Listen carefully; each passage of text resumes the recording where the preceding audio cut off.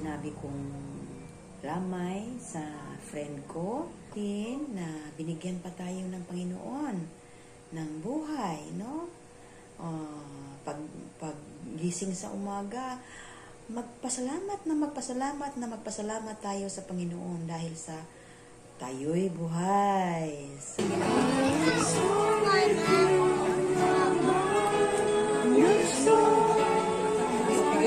Father, you are King over time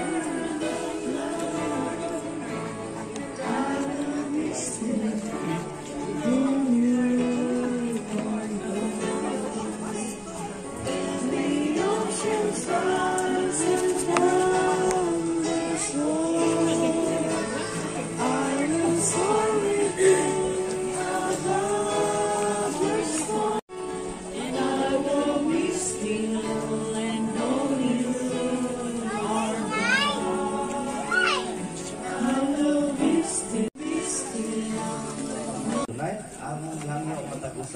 If you can really stand, manindog ta, niya atong i-raise ang atong right hand lang sa ilahan. Atong pag-ampok sa nila. Pati buok pamilyan. Okay? Atong itaas atong kamot ng tuo. Pag-ampok kita. Ginoong Isus, among amahan nga langit nun, naaka sa highest heaven sa Ginoo. Amo kang giday, Lord God, sa imong kamaayo. Tungod kay ikaw ang in control ni aning tanan, Lord. Despite pa, Ginoo, sa imong gialaw, Ginoo, nahitabo, Ginoo, kang Ma'am Maribel, Ginoo. And kaning kabugaton, Ginoo, sa iyang tibuok pamilya, Lord God. Lord, amo kang gi-approach karon, Lord Jesus. Lord, pour out your love unto them. Comfort them in a very, very special way, Lord God.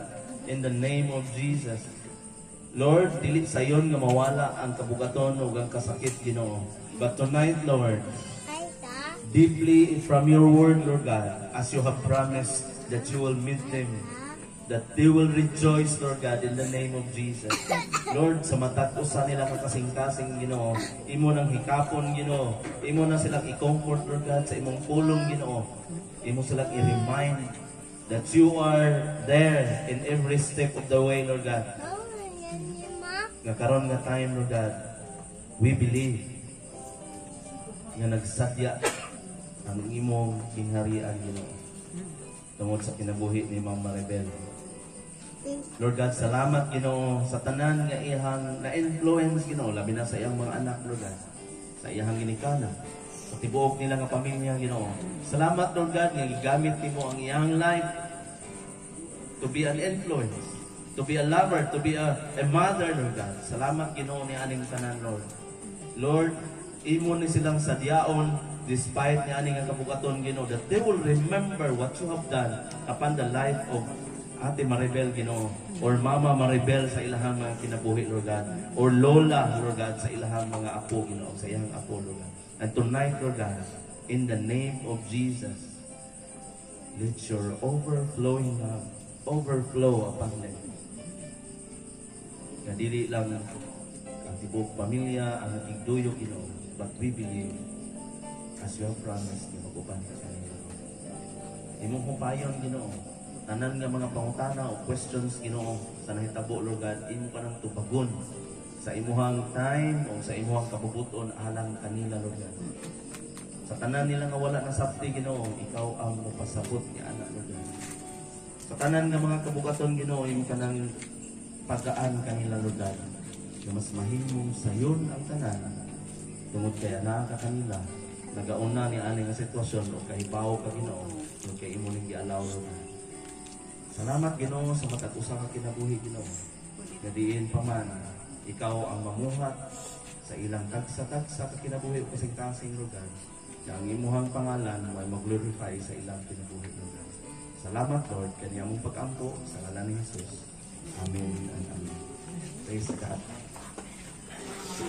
Kaya gusto kong magpasalamat sa mga nag-subscribe sa aking kaibigan, Olivia Canoy Balandang Mix Vlog. Sa mga hindi pa nakaka-subscribe, personal favor ko na lang ito. Paki-click ang link ng Olivia Canoy Balandang Mix Vlog sa description ng video kong ito para makasubscribe kayo. Asawa siya ng isang retired na sundalo na nakasama ko ng matagal na panahon dito sa Mindanao noong nasa